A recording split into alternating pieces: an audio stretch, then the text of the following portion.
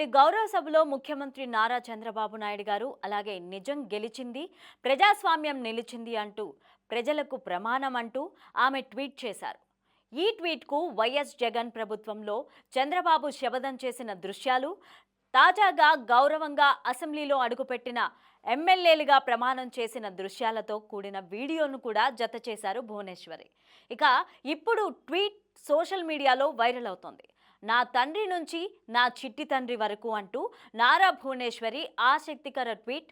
మంగళగిరి నుంచి ఎమ్మెల్యేగా గెలిచిన నారా లోకేష్ ఏపీ మంత్రిగా నియమితులయ్యారు.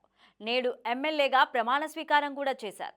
లోకేష్ ఘనతల పట్ల సంతోషంతో పొంగిపోయిన నారా భువనేశ్వరి మంగళగిరి ఎమ్మెల్యేగా గెలిచి ఏపీ మంత్రిగా బాధ్యతలు చేపట్టిన నారా లోకేష్ నేడు తొలిసారిగా ఏపీ అసెంబ్లీలో అడుగుపెట్టారు.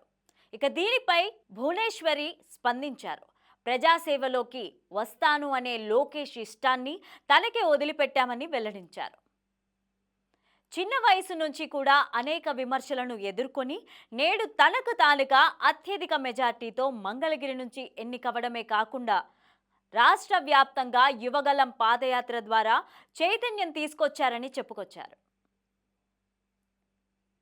ప్రజలను, కార్యకర్తలను, పార్టీని మెప్పించాలని భువనేశ్వరి కొనియాడారు.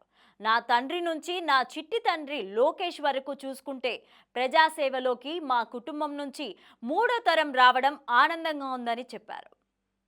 తన తండ్రితో పాటు గౌరవ సభలో కూర్చొనే అదృష్టం దక్కించుకోవడం పట్ల, అతని స్వయం కృషి పట్ల చాలా సంతోషంగా, గర్వంగా ఉంది అని వివరించారు భువనేశ్వరి.